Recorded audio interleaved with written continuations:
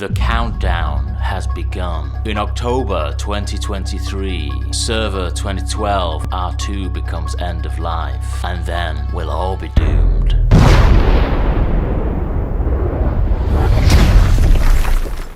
Sorry for the scary music, but the message I've got is a serious one. In October 2023, Windows Server 2012 R2 becomes end of life. Now, what does this mean for your business? Should you be worried? We'll find out in today's video. But before we start, as always, a quick introduction. My name is Jonathan Edwards, and I'm a business IT consultant from Yorkshire in the UK. My IT company helps businesses with their IT support, the Microsoft 365, and the cyber security. Now, please do me a quick favour.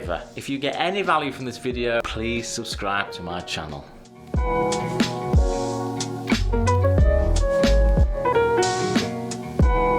So the first question is, does your business still run servers in your offices? Now, over the past couple of years, there's been a huge shift of businesses who have pulled these servers out of their offices and moved them into the cloud. But there are still a lot of businesses that still run physical servers in their offices. Now, the next question is, does that server run Windows Server 2012 R2? Now, you could ask your IT provider, or you could just think about how long that server has been installed. If that server's been installed longer than 4 years, then it might run 2012 R2. If that server's been installed 5 or 6 years, then it really might run Server 2012 R2. Now, if that server's been installed more than 6 years, it might run something even older than Server 2012 R2. So now we've established that your business has a server and it might run Server 2012 R2. What do we do? Well, the first thing is, there's no need to panic. But what does the end of life mean for you, your business, and that server? So Microsoft support operating systems for a certain length of time, but they also bring out new operating systems and new versions of operating systems, and when they do, they stop supporting older operating systems. So as I stand here today talking to you on my camera lens, the current server operating system is Server 2022. So on October the 10th 2023, Microsoft will stop supporting Server 2012 R2. What does it mean when Microsoft stops supporting an operating system? What will happen on the 10th of October 2023 when you walk into your office? Will your server blow up? Nope. Will your server start making lots of loud noises? Nope. Will your server even stop working? Nope. In fact, on October the 10th, 2023, your server will continue to work as normal. You won't be able to tell any difference. So what's all the fuss about? But here is the key thing. When Microsoft stops supporting an operating system, they stop trying to keep it secure. Now, Microsoft have a team of security specialists who work on their operating systems. When these security specialists spot an issue with it, like a security flaw, the security people will issue a fix for that problem, and they'll roll it out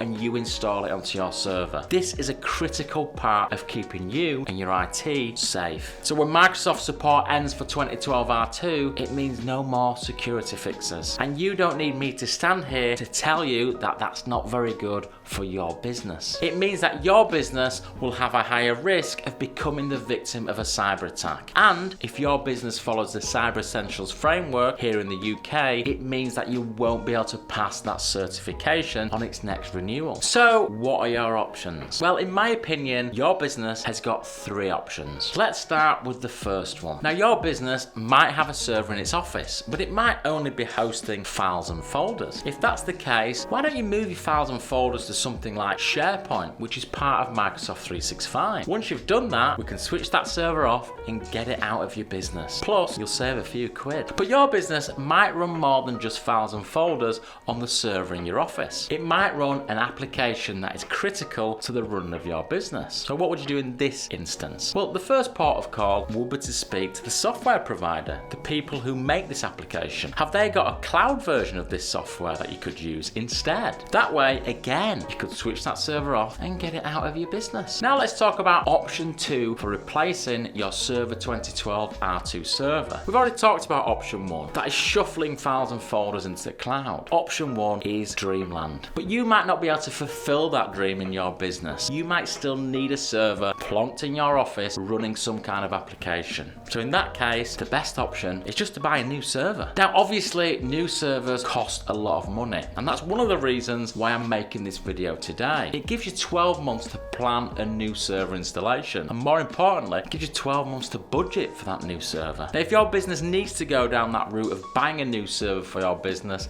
here's a couple of quick tips about buying new servers. The first one is use Dell or HP. I find them to be the best for SMEs. The second tip is don't scrimp on hardware. This is an investment for the next 5 years, so make sure that the server and the hardware in it is up to the job. And the third tip is to make sure you get a 5-year manufacturer warranty when you buy the server from Dell or HP. This means if that server decides to stop working after 2 years, a nice little Dell engineer will come out and repair it for you. This will minimize downtime for your business. And now for the third option of replacing your server 2012 in your business. Now, option 3 is a popular one. Your business might have an application that needs to be installed on a server, but you might not want to buy a new server and maintain it over 5 years. That's capital expenditure, and not a lot of businesses like too much capital expenditure. So the third option is that you could choose to install your server in the cloud. You could use something like Azure,